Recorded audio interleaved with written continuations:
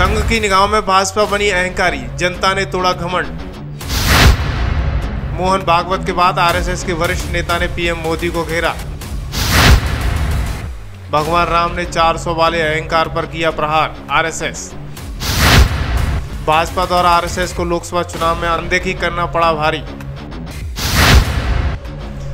जैसा कि सभी को पता है, घमंड तो रावण का भी नहीं चला था। जबकि अकेले परिवार में 1 लाख पुत्र और 1.25 लाख नाती थे, फिर भी अंत बुरा हुआ। यानी दीपक जलाने वाला नहीं बचा था।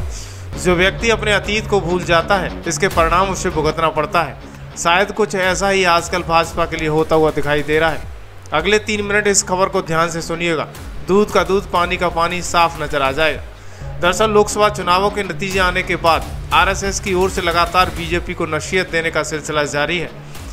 सबसे पहले संघ के प्रमुख मोहन भागवत ने बीजेपी को आईना दिखाते हुए देश की हकीकत से रूबरू कराया था। इसके बाद संघ के मुखपत्र पांचजन्य में एक लंबा चौड़ा आलेख छपा था। इसके बाद बीजेपी के साथ सत्ता का सुख भोग रही शिवसेना के सुप्रीमो एकनाथ शिंदे ने कहा था कि 400 पार वाले नारे की वजह से न सिर्फ बीजेपी बहुमत के आंकड़े से चूकी है, बल्कि हमें भी उसका नुकसान उठाना पड़ा है।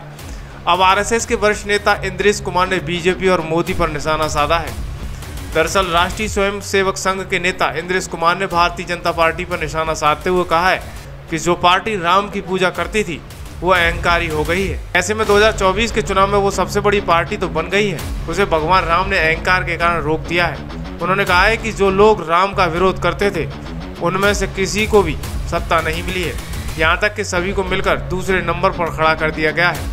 उन्होंने कहा कि भगवान राम का न्याय बड़ा सत्य है, बड़ा आनंददायक। उन्होंने स्पष्ट रूप से सत्तारूढ़ बीजेपी की विपक्ष इंडिया गठबंधन दोनों को निशाना बनाया है। हालांकि उन्होंने किसी पार्टी का नाम नहीं लिया है। कुमार ने कहा कि लोकतंत्र में राम राज्य का विधान देखिए, जिन्होंने राम की भक्ति की लेकिन धीरे धीरे अहंकारी हो गए, वह देश की सबसे बड़ी पार्टी बनकर उभरी। लेकिन जो वोट और सत्ता मिलनी चाहिए थी उसे भगवान ने अहंकार के कारण रोक दिया है। उन्होंने कहा कि भक्ति करने वाले पार्टी अहंकारी हो गई। 241 पर भी भगवान ने रोक दिया है, उसे सबसे बड़ी पार्टी बना दिया। और जिनके राम में आस्था नहीं थी सबको मिलाकर भगवान ने उसे 34 पर रोक दिया। कुमार जयपुर के पास कानोथा में राम रथ अयोध्या यात्रा दर्शन पूजा समारोह में संबोधित कर रहे थे। उन्होंने किसी का नाम लिए बिना कहा जिसने लोगों पर अत्याचार किया। राम जी ने उसे कहा कि 5 साल आराम करो, अगली बार देखेंगे कि तुम्हारे साथ क्या करना होगा। उन्होंने कहा कि राम ने सबको न्याय दिया है, देते हैं और देते रहेंगे। राम हमेशा न्यायप्रिय थे और रहेंगे। कुमार ने यह भी कहा कि राम ने लोगों की रक्षा और साथ ही रावण का भला भी किया है, यहाँ तक कि उसे मारकर भी। उन्होंने कहा कि भगवान हनुमान ने कहा था कि राम से बड़ा राम का नाम है, ये भी देखना होगा। वहीं आरएसएस के नेता ने कहा कि राम हर 100 साल में अपने राज्य में अश्वमेध यज्ञ करते थे ताकि उनसे राज्य में कोई भूखा न सो सके, कोई वंचित न रहे, कोई शिक्षा के बिना न रहे, कोई दुखी न रहे। उन्होंने कहा कि राम का जितना बड़ा राज्य था आज तक किसी का नहीं हुआ था। कुमार का यह भी बयान आरएसएस प्रमुख मोहन भागवत के उस बयान के कुछ दिनों बाद आया है, जिसमें से उन्होंने कहा था कि एक सच्चे सेवक में अहंकार नहीं होता, वो गरिमा बनाए रखते हैं, वो लोगों की सेवा करते हैं। दरअसल 2024 के लोकसभा चुनाव में बीजेपी का परफॉर्मेंस खराब होने की यूं ही कोई वजह बताई जा रही है। हालांकि सोशल मीडिया पर बहुत से लोगों का मानना है कि बीजेपी की बहुमत के आंकड़े तक न पहुंचने की सबसे बड़ी वजह अध्यक्ष जेपी नड्डा का बयान बताया जा रहा है। उसमें उन्होंने कहा था कि बीजेपी को आरएसएस के सहारे की जरूरत नहीं है। संघ के संस्कार और काम करने का तरीका कुछ अलग हटकर है।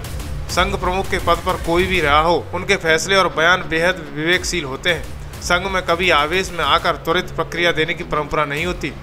संघ प्रमुख मोहन भागवत के ताजा बयान के बाद यह संदेश पुख्ता हो गया है कि भाजपा की इस हालत के पीछे असल वजह क्या है। इस खबर पर आपकी क्या राय है? आने वाले चुनावों में भाजपा का रुख आरएसएस के लिए यही रहा तो फतेह हासिल कर पाएगी? कमेंट बॉक्स में जरूर लिखें। वीडियो शेयर करना न भूलें।